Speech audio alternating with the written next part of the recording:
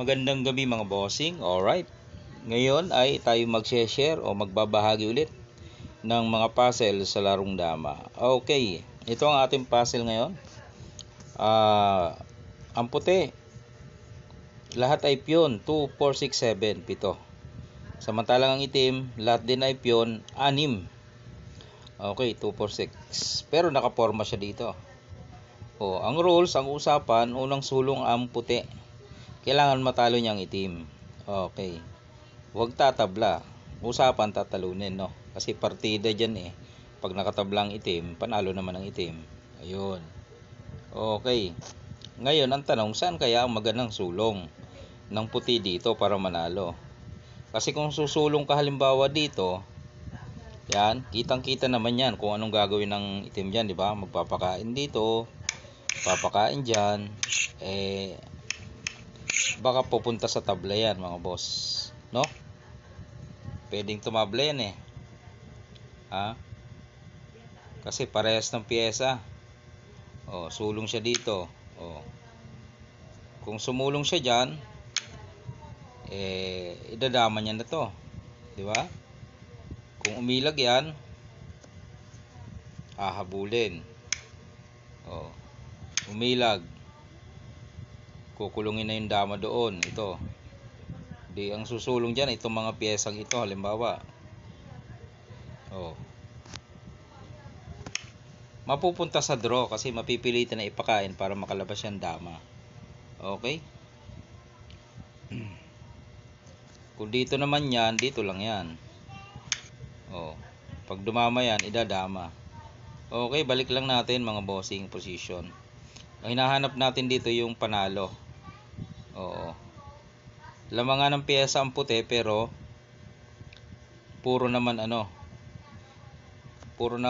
papunta sa tabla. Kung dito siya, ang puti titira, yan yung position. Kung dito siya, ang gagawin naman dito lang. Kain, ay di parehas na. Yan mamamarehas na ng pyesa. Apat-apat, di papunta sa tabla yan. Ngayon, sumulong ka ngayon dito. Siyempre, kung hindi ka susulong dyan, unahan ka. Sumulong ka dyan. Pagpalagay na. Puposisyon dito, mahirapan ka na. Diba, dito ka. Dito siya. Siyempre, unahan mo na doon. Kasi baka makasingit pa eh.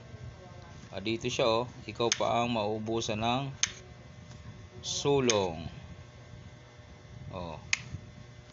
Diba? Alanganin. Okay, balik natin. So, pinapakita muna natin yung mga ibang sulong ng puti na pwedeng magkamali siya na mapunta sa draw, no? Yan. Yan. Iyan, diba? Yung mga ganyan. Pwede kayang yan, yung mga ganyan, yan mga ganyan. Pwede niyang pabalikin yan. Tapos ito. Diba? Okay. So ito na, bibigyan na natin ang solusyon mga bossing.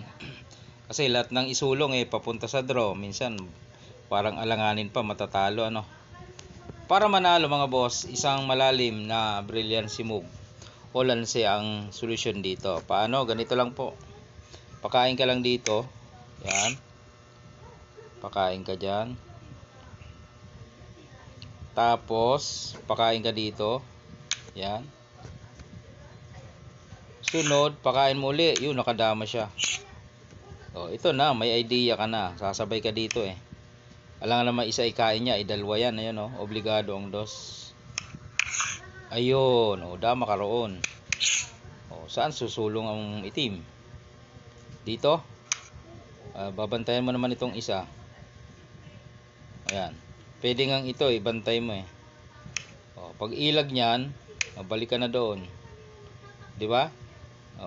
Pwedeng ganon. Di kaya dito muna siya. Lagay natin yan. Dito siya. Yan. Di follow up ka na dito. Pag sumulong dyan, dito ka naman. Iilag yan. Makukuha mo uli yan pupunta ka lang doon sa likod. O, di ba? Malulugi siya. Kung ibigay niya yan, dito siya, makukuha mo pa rin center. Okay, balik natin. So dito siya, dito ka lang. Paano kung doon sumulong? Dito ka. Yun. Paano kung dito? Kita na yan. Kita na, mabilis na yan. Balik-balik ka na lang dyan eh. Dito siya.